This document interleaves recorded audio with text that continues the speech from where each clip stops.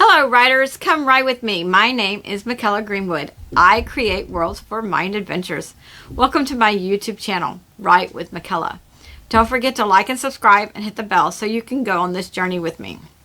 Today is story time, or the day of our chapter exchange. I'm hoping to continue to get chapters from you. Don't leave us hanging. If you've already sent, say, chapters 1 through 13, send 14. I'm releasing 2 videos on some Tuesdays to read your writing from your writing prompts, and 2 videos on some Fridays to read your chapters for those of you where I have permission to read them on the channel. So basically your work will be extra videos, but everything else will be the same for my viewers. If you are writing with me and you wish to exchange chapters, then I need written permission to read your chapter on the channel, along with your name or pen name and age. I also need permission from your parent or legal guardian if you are under 18 years of age. If you're under 18 years old and have guardian permission, then I will need a pen name to read your material. Writers may send their chapters in PDF or Word document format to writewithmykela@gmail.com. Sorry, my mind went off on something else. Okay, writewithmykela@gmail.com. Usually I post that at the end of the video as well, so if you need to see it, you can see it. Mykela is spelled M-Y-K-E-L-A. Please do not send Google Docs. I am not making any promises to read every chapter sent to me on the channel, but I intend to read the chapters sent. All chapters read on Fridays, whether they are mine or another writer's work, are copyright protected material, and no one may use any part in writing their own stories. I want to remind everyone that this story is at least PG-13, meaning if you're under 13 years of age, you need parental guidance. A viewer requested to have my chapters so that he could read along as I read.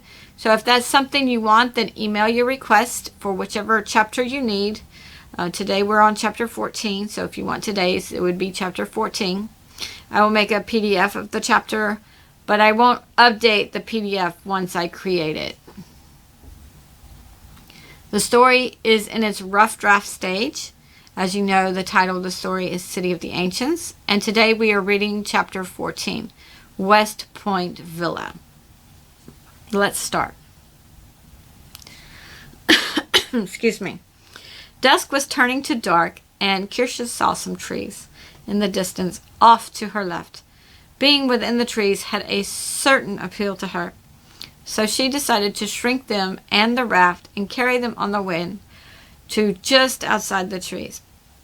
Once they started shrinking, Kyrian and Kilty at first looked up startled, but then when Kyrian realized that they were sailing on the wind to the trees, his heart filled with joy. He turned to Kyrsha and said, "It's things like this that make me love you. This is brilliant. I didn't want to get out of the river and camp beside it." Kyrsha gave a half smile.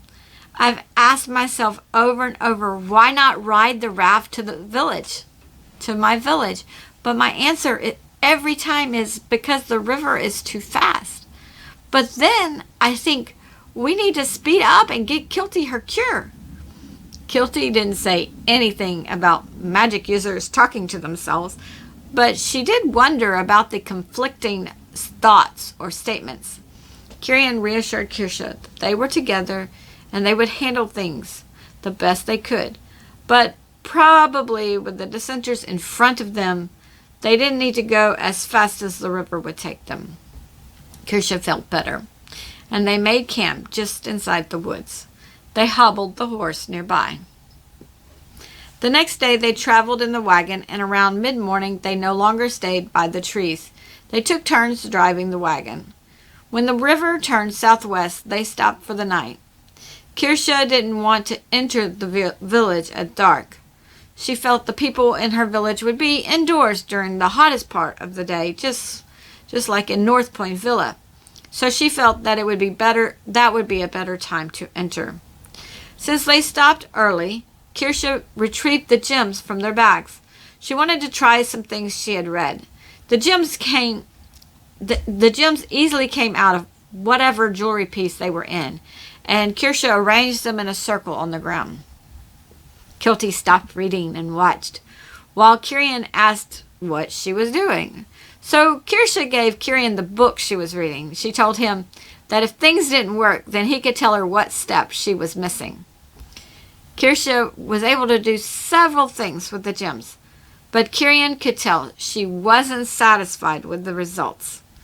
Kilty asked if she could try, and both Kyrsha and Kyrian motioned her on. Kilty was able to raise them up as water came up beneath them like a spout, but she wasn't really able to use the power of the gems. She said, "Oh, now I know why you were disappointed." Kilty went back to her book. Kyrsha and Kyrian looked at Kilty and saw how downcast she looked, which was very unusual for her. Kyrsha said, "But you worked a spell quite brilliantly." Kilty looked up and had a wide smile. "I did, didn't I?" Then after a few minutes she asked, "You didn't help?" Kyrsha shook her head. "Nope, not one thought. I certainly didn't think of all the little water spouts you had." Kilty looked at Kyrian, and he shook his head. Kyrsha studied Kyrian for a few minutes. He had been extra quiet since they left the castle, but she decided that she would give him some more time to process all the information. In the morning, they headed out again. Suddenly, Kyrsha looked up from reading and thought to herself, "Why are we going to my village? There is nothing here for me."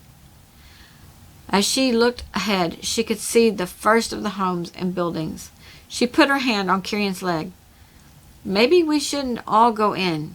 I'll slip in and see what's going on. I have a strange feeling." Kyrian pulled the wagon to a stop.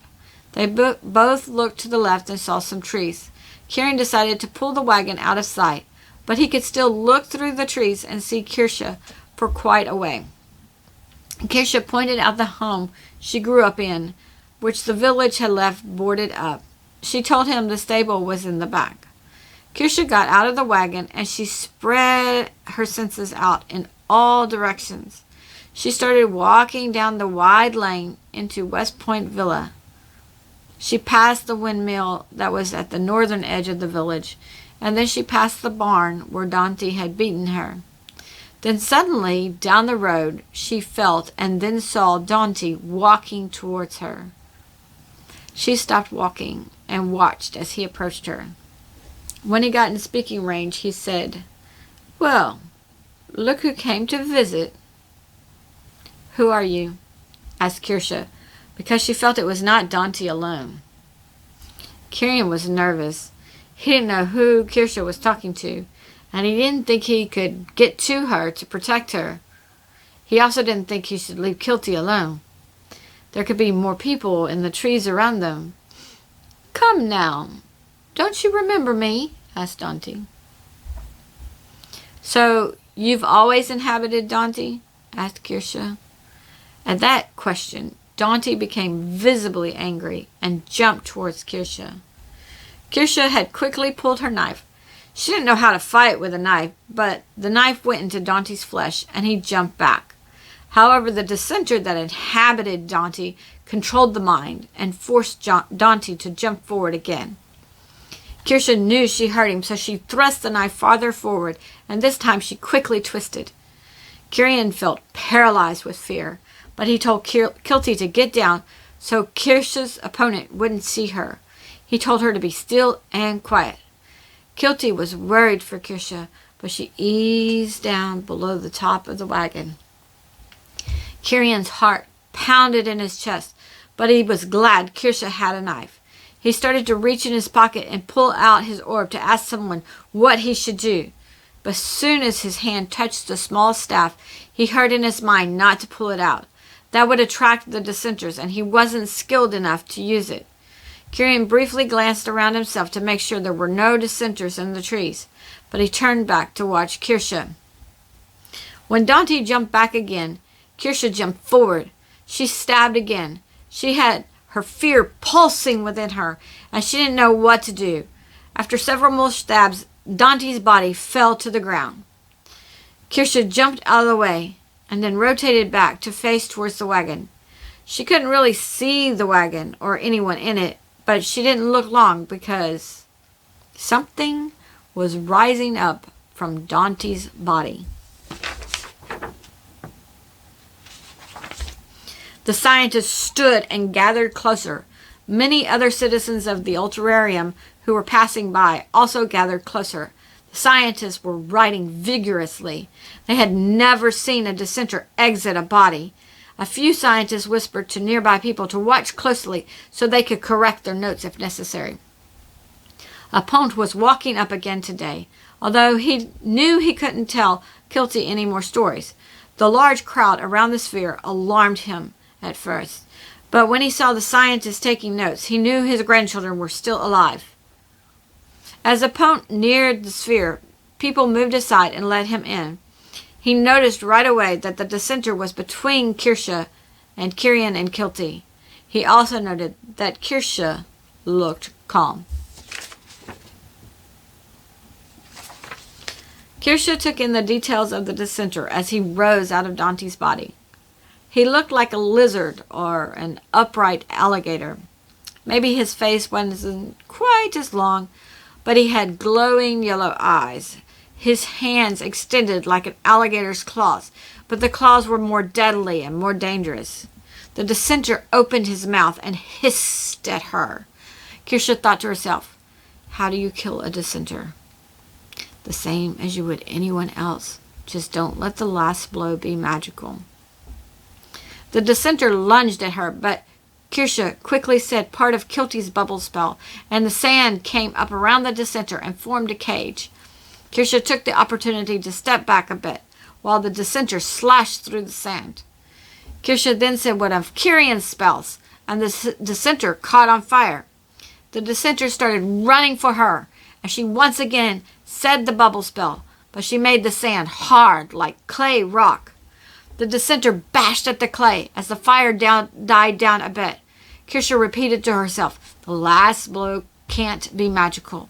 But she didn't want to get so close to be able to use her knife with this dissenter. Kyrian was quietly cheering to himself. He was amazed at Kyrsha's magic. He glanced down at Kilty and winked at her. He reminded himself to tell Kilty the story of Kyrsha's fight later. Kyrsha jumped forward and slashed at the dissenter's claws. The dissenter howled in pain and rage, and he jerked his claw into his partially torn down cage. Kyrsha saw the blood, and she quickly struck again. The dissenter scowled and said, "You better stop cutting me, or I will kill you. You are worthless." Something clicked within Kyrsha. You've tried to inhabit me before, but you are not Majority. She thought a moment. You are Belboomsy. I do remember you. She lunged forward again, this time braving to put her arm in the cage and aiming for the heart. She struck flesh, twisted the knife, and quickly jumped back. Her statements had thrown Belboomsy out of step with his normal bullying routine. Kyrsha wasn't acting like the scared little girl he knew. Kyrsha missed the heart, but she reminded herself that the last blow couldn't be magical. She briefly thought that she could use fire again and then stab, and wonder if the last action would count or if it was a case of which action. Kyrsha didn't know, but she threw in the fire once again. Belboomsy screamed in pain. Kyrsha glanced around and realized that, with all the noise, someone should be coming out and braving the heat. But she didn't sense anyone. Kyrsha again focused on the burning dissenter. Her heart still pounded in her chest, especially since he was still trying to bust down the walls of his cage, and clay kept dropping down. She stood ready as the fire died down once again. Then Belboomsy burst from his cage. Kyrian jumped and scared Kilty. Both stifled their sounds. Kyrsha lunged forward and once again aimed for the heart, but his arms were in the way, so she slashed left and right and then struck forward. She once again hit flesh, twisted the knife, and jumped back. The dissenter briefly grabbed his chest, but that was enough time for Kyrsha to magically build a new cage. The dissenter pulled his hands away from his chest and saw the black blood on his claws. He looked at Kyrsha and hated her for all the time she didn't allow him to inhabit her. It could not end this way. So he sent out a thought stream to the group of dissenters that had moved on to the next village. Kyrsha saw something shoot out of the dissenter's head. She didn't know what it was exactly, but she immediately threw fire at it because in her mind, wind would just disperse whatever it was and give it a chance to rejoin itself. Balboosby stared in disbelief as he saw the fire burn away his thoughts. He turned to Kyrsha and said, "You saw that? You're not supposed to see it." Then he fell to the side and slid down the clay bars. Kyrsha stood there and waited for him to die. She wasn't going to get close in case he was luring her, like her adopted father did to her adopted mother. She just watched the slow rise and fall of his chest until it stopped. As she watched, her heart pounded in her chest, and that was the only noise her ears could hear. Her whole being shook inside and outside. It was several minutes of watching before she could even feel the gentle breeze that blew around her and caressed her cheeks. Before she took her eyes off of him, she noticed something like an orblet tied around his neck with a leather cord. It was glowing yellow, but the yellow was fading. She didn't know what that meant, and her racing heart tempted her to remove it from him. It was like she felt the other dissenters could see what was happening around Balboosby. So long as he had the orblet, she wanted to yank it off and throw it in the river or in the ocean. But at the same time, she was scared to touch it. Kyrsha dared not look at Kyrian, because even though the dissenter's body blocked his orb from seeing anything behind him, anyone that could look into or through his orb would see her looking. She placed her hand on her chest and thought to Kyrian, "It is strange that no one is out. I'm going to the barn side to see if we can get in. If we can, then you and Kilty can hide in my house while I scout the village." Kyrian put his hand in his pocket and felt the vibrations. He didn't want Kyrsha going where he couldn't see her, but he agreed, especially after she handled herself so well. While Kyrian was waiting on Kyrsha to tell him to come, he whispered to Kilty to look and listen for enemies. Kyrsha quickly made her way around the barn. Her fight made her extra nervous. She cautiously opened the barn doors and crept inside. She looked in the stalls. Then she saw a pile of hay, and she quickly took a pitchfork and rammed it in. Then Kyrsha felt a bit foolish. "I'm scaring myself for nothing," she said. "No, I'm not. I just fought Dante and Balboosby." She crept up the stairs into the house, and there was nothing in there. The furniture was still covered, and everything was quiet, except for a couple of mice. Kyrsha went back out where she could see the wagon. Then she glanced around and down the street. No one was out, so she thought to Kyrian to come, using her orb. Kyrian drove the wagon around to the barn, and they put it away and put the horse in the stall. Water didn't flow into the horse's trough, so Kyrsha said to Kilty, "Your specialty is water. Pull some water from the river and fill the trough." Kilty started to protest, but Kyrsha pointed to where the river was, and Kilty said her spell. A large bubble of water splashed down in the trough, and a lot hit the ground. But Kyrsha told Kilty that plenty of water was in the trough. The three of them went up 5 steps into the house, and Kyrsha showed them around the first and second floors. Then Kyrsha wanted to go around the village and find out what she could. So she had Kyrian use the drop-down bar on the inside of the barn to lock her out, and she would use her orb to think with him when she returned. Otherwise, he was not to open the door. Kyrian once again didn't want Kyrsha to go, but he imagined what would have happened if the dissenter had captured Kilty. Then Kyrsha wouldn't have been able to fight.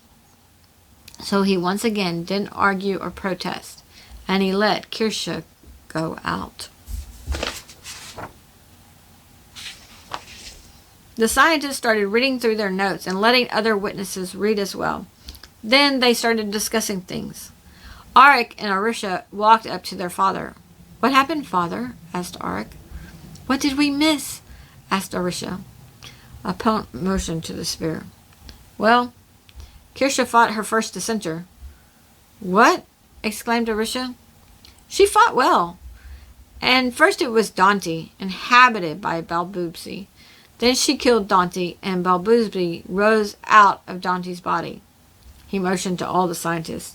"That's when I was arriving, and I saw all the scientists rise up and walk closer and start scribing notes. Kyrsha then fought Balboobsi. Not a particularly powerful dissenter, but it made it perfect for Kyrsha." Apont glanced at all the scientists for a minute, and then he turned back to Arik and Arisha. "I now have a new theory of my own." At this, the entire crowd turned towards him. "Our children, all our children, and maybe even ourselves, should study all the divisions of magic." He paused because several were writing down his words. "Kyrsha actually used more of Kilty's and Kyrian's spells than she did her own." "What?" said Arik and Arisha together. That's, they said in unison. "Extraordinary," finished Apont. "I'm going home and studying my wife's journal. I know she wrote some of her favorite spells down in there." He turned and left. Arik and Arisha turned, and several scientists offered up their notes.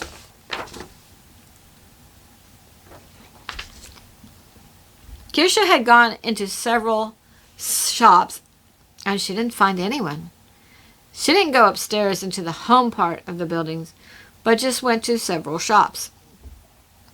Finally, she arrived at Dr. Morson's office, and she found him on the floor dead. When she saw the dead body, she just froze and pushed her senses all through the office. She didn't see any blood or anything. She certainly didn't want to touch him and have a dissenter rise out of him. She glanced around and saw a lot of vials of herbs. She knew she wanted the herbs for Kilty. Suddenly, Mr. Vallins entered and let the screen door slam. Kyrsha jumped and looked at Mr. Vallins. She was suddenly very scared and wondered if Dr. Morson had a back door. Mr. Vallins saw her fear and looked over the counter. "Oh, no worries, Kyrsha. I know you didn't kill him." Then he told her how the dissenters had come and killed several. So they bunked up with other families as they looked for the person committing the crimes. And at first they didn't know it was dissenters.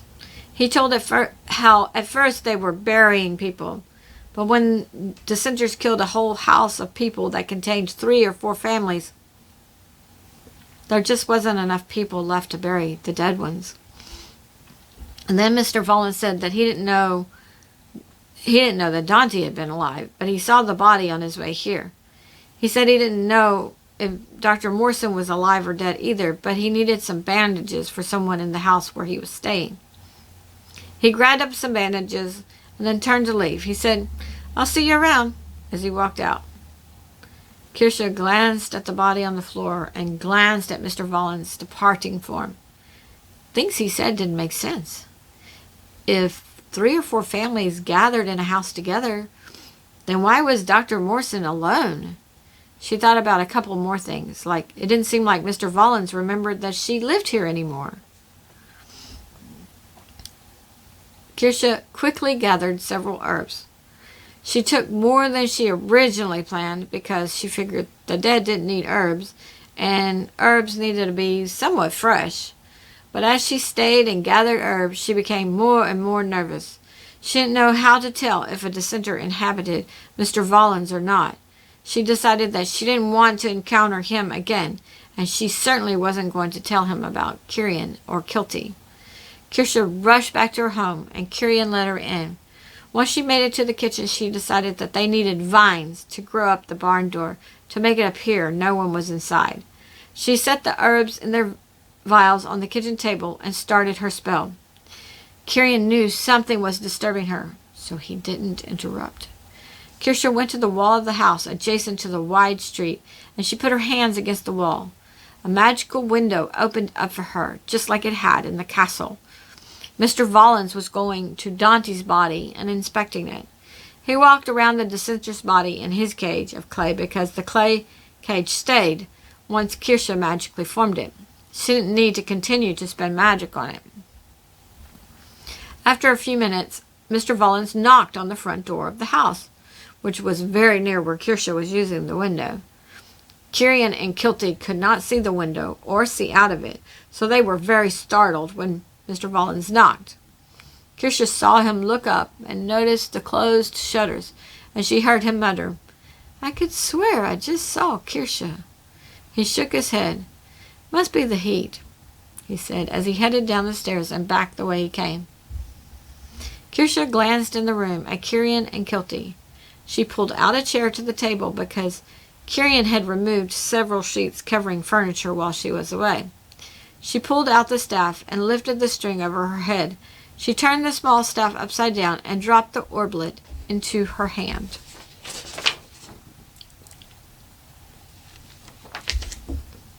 "I have lots of questions," came Kyrsha's voice through the sphere. "Is someone there?" "There are several of us here, dear," said Kyrsha. "Who did you want?" "Anyone that has experience with dissenters," replied Kyrsha. "How do I know if Mr. Vallins is inhabited?" Several people took turns and answered her question. There was no one way, but usually the person didn't act normally. Then Kyrsha told them Mr. Vallins wasn't normal and told them all the inconsistencies with what he had said. So someone then explained that some of the inconsistencies could be that a dissenter had inhabited him but wasn't inhabiting him anymore, because what Kyrsha was describing seemed more like he was missing some memories. Then several people told stories that gave examples, including about one person that was missing a decade of memories. The scientists gave their theories on the missing memories, including what they called the sleeper thought. They explained this sleeper thought as thought essence, that dissenters somehow left in someone else's mind, and the person would mostly act normal until somehow the mind answered the question or the thought left by the dissenter. Mostly no one knew what that information was, but the sleeper thought would vacate the mind at that point and usually take along some memories when it left. The person would have no recollection of the thought essence being there or of it leaving. Excuse me.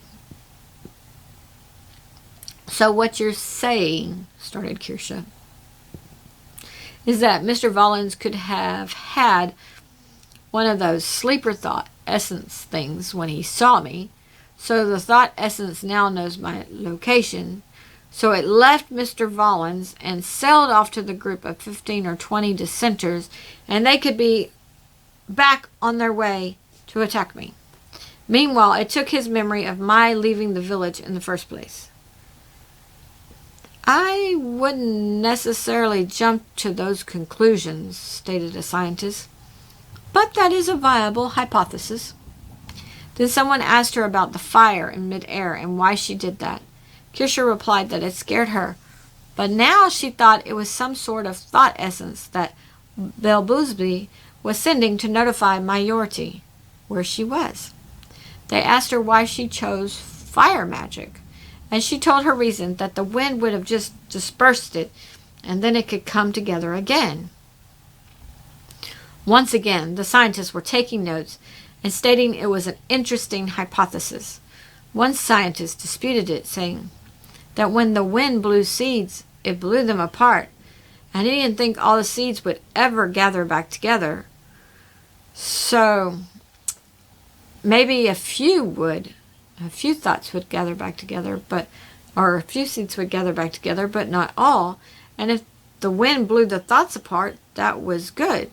Even if the wind somehow gathered all the thoughts back together, they might not be coherent. The discussion went on from there, but Kyrsha said her goodbyes. When Kyrsha looked at Kyrian, he was holding his orange orb in his hands. Their eyes met. "We can't stay in this village, and I'm thinking we shouldn't go to any more villages," stated Kyrsha. "Kyrian has his orb too," stated Kilty with glee. "I see that," responded Kyrsha with a smile. "I'm glad he has it, and yours will be in the next castle." "Really? All right!" cheered Kilty. "Go get our map," Kyrsha instructed. "We need to see how to get to the castle without getting near the village," she added. Kilty went to get the map, and both Kyrian and Kyrsha noticed her limping. "I gathered more herbs," stated Kyrsha. "I see that," replied Kyrian as he motioned to all the vials on the table. "I'm sorry I didn't tell you I found my orb." "Kyrian, I didn't want to share mine at first either. It's like I would feel excitement and want to show you, but then doubt that you would believe me, and I felt selfishness all at once. I was in disbelief about our parents, and I had a lot of emotions to process.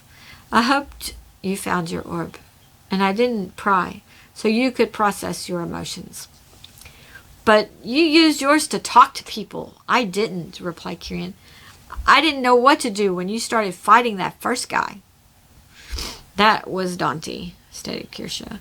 "Apparently, sometimes when he beat me, Belboobsy, a dissenter, inhabited him."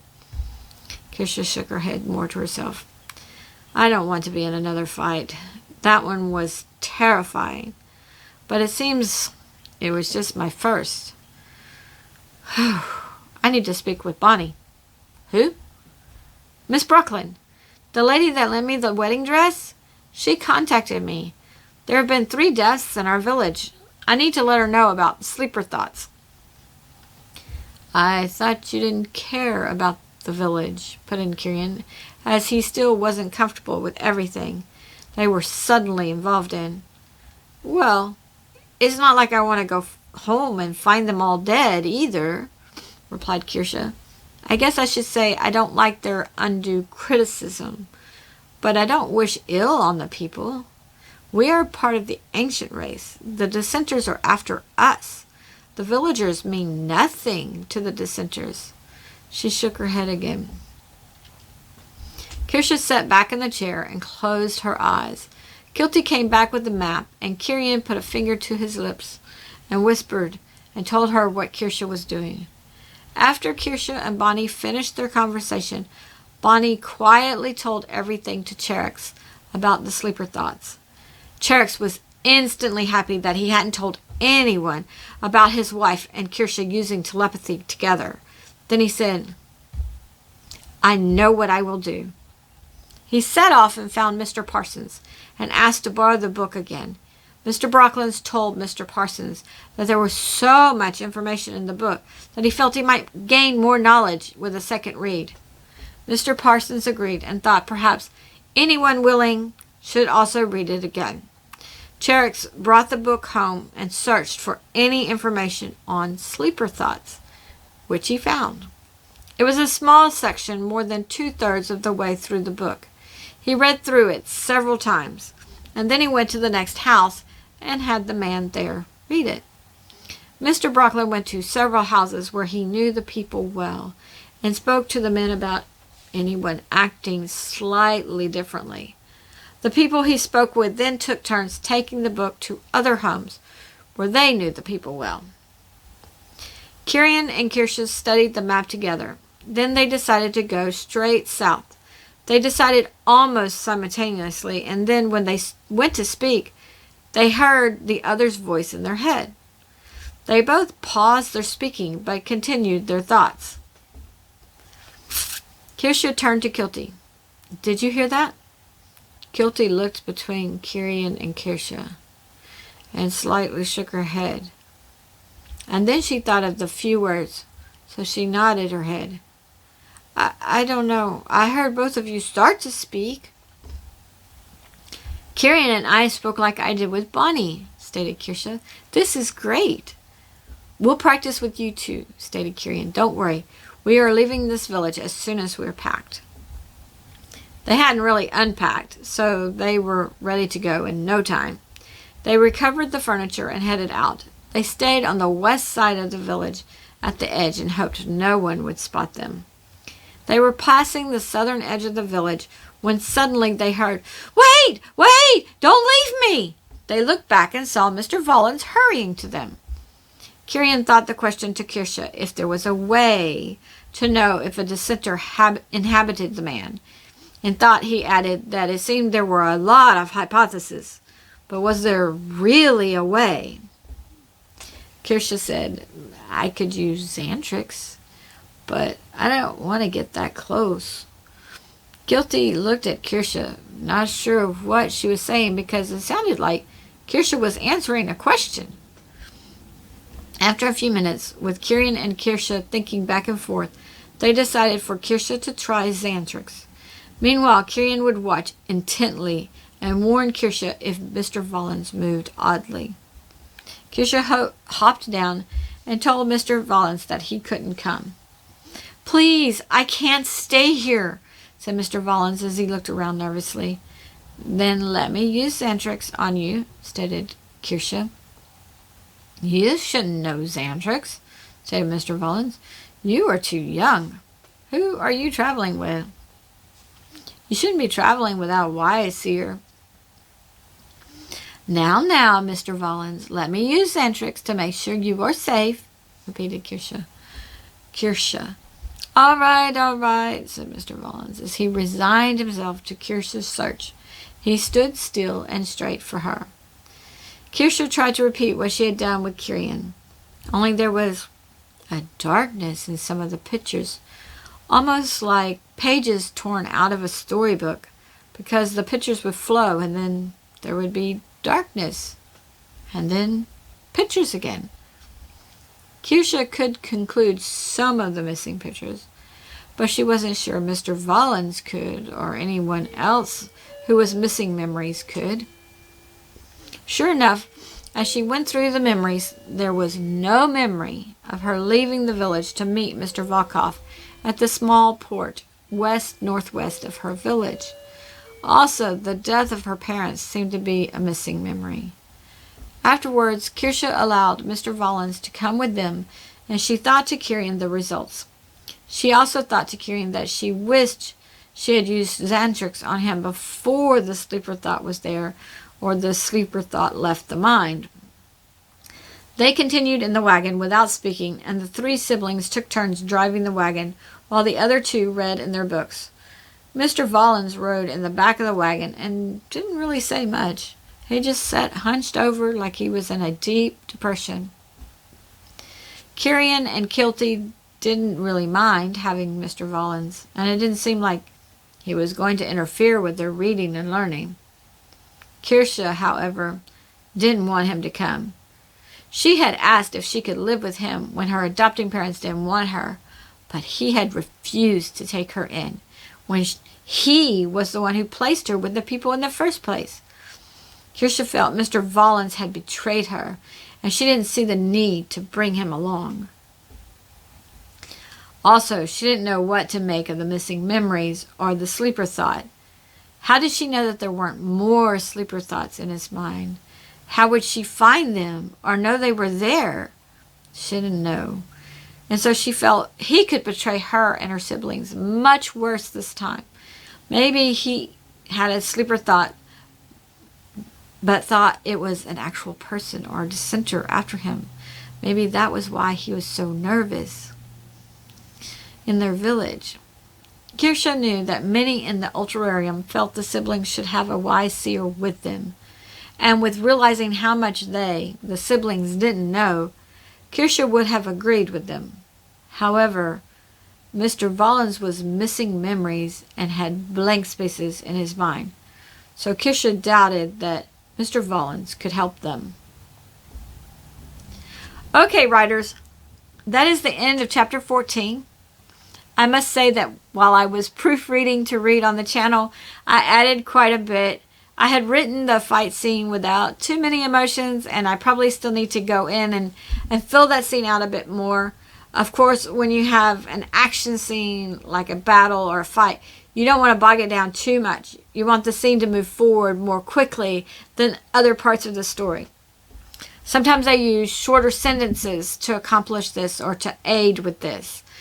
You have finally met the antagonists in this story. Well, you saw them when the siblings entered Misspoke Castle, but there was no fight. The three main characters hid in the castle, but Kyrsha saw the dissenters. Now the reader has seen a fight. In the Ulterarium, they said that Vallins was not a particularly strong dissenter, so the reader knows there's more to come. Of course, Kyrsha came out unscathed, and I may want to edit that a bit. Kyrsha was a bit brazen, so Vallins should have hurt her at least a little. That's the editing part. You, as a writer, have to evaluate your scene. Did it accomplish what you wanted it to accomplish? Did you make it too easy for your protagonist? I did make it too easy for Kyrsha in this scene. So that gives me something to think about for the next pass. Also, near the end, I used a simile, which we talked about on Tuesday. I used a simile when I said Mr. Vallins' memories were like pages torn out of a storybook. If you were reading a book and then suddenly it was missing pages, you would know you were missing some of the story. So my readers know what it, but it doesn't seem like Mr. Vallins knows he is missing memories. Now, did I think I need to put in a simile when I was writing out the scene with Mr. Vallins? I'd go like, I think I need a simile here. No, not at all. I did not think that. I was just trying to describe things. Only now, when I'm reading the scene, after reading through Tuesday's script, did I think, look, I used a simile. That is how it is for writers. When you write, just write. And maybe later, some English professor can tell his class about all your similes and metaphors and analogies. Leave a comment below on whether you would let Mr. Vallins come along with the siblings. How are your stories coming? Are you getting stuck? If you get stuck, I suggest rereading the plot and ask yourself questions. If you remember the second cave we read about on a few Tuesdays ago, I asked several questions after the scene. Like, does she get out? Or what's in the cave? How, is the cave, do the enemies know about the cave? Is the beast part of the enemies? I asked lots of questions about that scene. So, if you ask yourself these types of questions, then suddenly you will know and you won't be stuck any longer. That's not to say you will have a perfect story with one right. You will have to read to make sure the sequence of events is good and other details. Sometimes I think I wrote or typed out a scene, and then when I'm reading, I can't find it. Sometimes I wrote it further in the story than I thought. These are all things to clear up during editing, and Word makes it easy. You can copy and paste that scene. Oh, I thought this scene was supposed to be up here, and it would flow better up here. Highlight, cut, paste, it's done. It's not like the typewriters of old age, so just appreciate the technology that we have. So I'm hoping that you will see some of the editing as I read to you my rough draft. Leave a comment below on if you're stuck or not and what question you can ask yourself to keep your story flowing. On Tuesday, I'm going to read 2 scenes to you, and we will talk about adjectives and adverbs with brief definitions. On Friday, we will read chapter 15, Turmoil in Ulterarium. Don't forget to hit like and subscribe and the bell so we can continue writing together. Send your chapter 14 as a PDF or Word document to writewithmykela@gmail.com. Or if you haven't sent any chapters, then send your chapter 1. You don't have to polish it or perfect it. This is just fun stuff. And when I read it, like if you're chapter 1, then I will read it, like I will label it as the same label sort of as my chapter 1, but it'll be like, season 1, episode 4.1 or something like that. I will come up with a system so that my viewers can follow a certain person's story when I start getting them. Visit my website and read about the characters in Mykela 1. My website is www.bymykela.com. That's www.bymykela.com. Leave a comment on how many bios you've read so far, or let me know your favorite characters so far. Thank you for joining me today. I really appreciate your participation. If you know someone who would like this video, then please share it with them. This is Mykela with Write with Mykela. Bye for now.